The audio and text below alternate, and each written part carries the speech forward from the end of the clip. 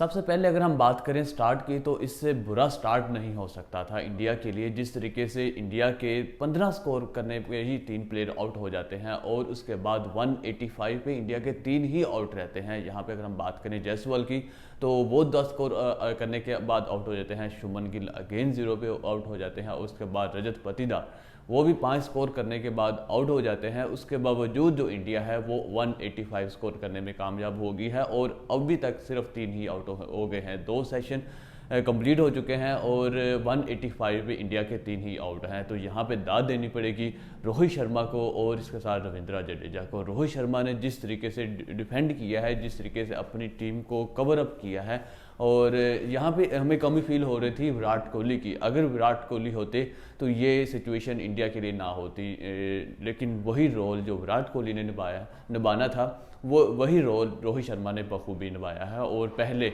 इनका जो strike rate है वो 50 से भी कम हो गया था और उसके बाद उन्होंने जब उनको लगा कि अब मुझे मज़ीद डिफेंड नहीं करना चाहिए, क्योंकि अब वहाँ पे लग रहा था कि रोहित शर्मा के लिए एक स्टेज ऐसी आई थी कि ये डिफेंड करते जा रहे थे और उधर से जो ओपोनेंट हैं, जो बॉलर्स हैं, वो उनके ऊपर चढ़ाई करते जा रहे थे। उनको मतलब बार बार आउट करने की कोशिश कर रहे थे और रोहित शर्मा बड़ी मुश्किल से बच रहे थे।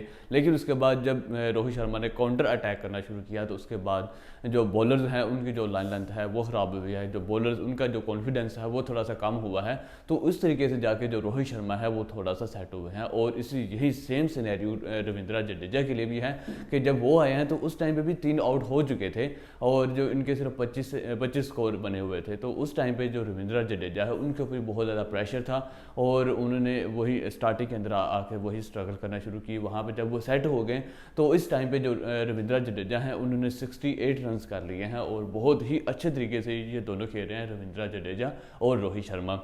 जिस टाइम पे ये इंडिया के 3 आउट हो गए तो उस टाइम पे यही लग रहा था अगर यहाँ पे कोई बचा सकता है इंडिया को कोलैप्स करने से तो सिर्फ रोहित शर्मा ही थे, क्योंकि रोहित शर्मा का हमें पता है कि वो लंबी रेस के घोड़े हैं, लंबी इनिंग खेलते हैं। जब उन्होंने 50 कर लिए हैं, 50 के बाद वो डेफिनेटली 100 की तरफ जाएंगे और उसके बाद 150 की थी। और इस टाइम पे जो रोहित शर्मा है वो 97 पहुँच चुके हैं और जो सेशन 2 है वो भी कम्प्लीट हो गया है। तो अब हम यही उम्मीद करते हैं, क्योंकि जो इंडिया है उन्होंने जो सेकंड सेशन है उसके अंदर कोई भी विकेट नहीं गंवाई। पहले सेशन के अंदर ही 3 आउट हो गए थे। उसके बाद लंच की जब ब्रेक हुई है उसके बाद जो रोहित शर्मा और रविंद्र जडेजा है उन्होंने बहुत अच्छी पार्टनरशिप खेली है और बहुत अच्छे तरीके से आगे इनिंग को कैरी किया है और इस टाइम पे 185 फॉर 3 है।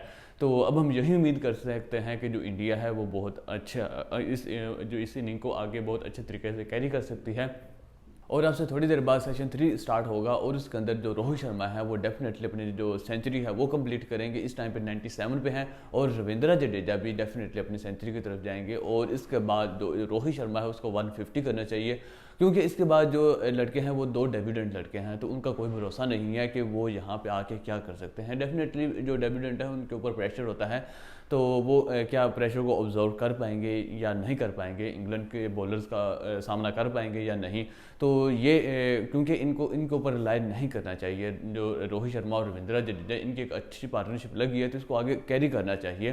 तो उसके बाद ही जो इंडिया है वो कुछ एक बड़ा टारगेट सेट करने में कामयाब हो सकती है। तो हम यही उम्मीद करते हैं कि इंडिया एक बड़ा टारगेट सेट करे, उसके बाद इंग्लैंड को टफ टाइम मिलेगा तो ही ये मैच की कुछ जो सिचुएशन है वो बन सकती है। अदरवाइज अगर यहाँ पे ही ये दोनों आउट हो जाते हैं तो फिर आगे इंडिया के लिए मुश्किल हो सकती है, क्योंकि आगे अक्षर पटेल भी नहीं है तो जो इनके लिए अच्छी बैटिंग कर सकते थे। तो हम यही उम्मीद करते हैं कि एक अच्छा टारगेट होगा, अच्छा मैच देखने को मिलेगा तो फिर ही जो इंग्लैंड है वो इनके काबू में आएगी। अदरवाइज जो इंग्लैंड है वो ये मैच भी इनसे छीन के ले जाएगी। तो आगे हम देखेंगे सेशन 3 के अंदर क्या होता है, क्या इंग्लैंड कम बैक कर पाएगी या नहीं कर पाएगी, या इंडिया इनके ऊपर चढ़ाई कर सकती है। तो अभी तक इस वीडियो के अंदर इतना ही। हम मिलते हैं नेक्स्ट वीडियो के अंदर। अगर आपने हमारे चैनल को सब्सक्राइब नहीं किया हुआ तो वो कर लें और बेल आइकन भी प्रेस कर लें।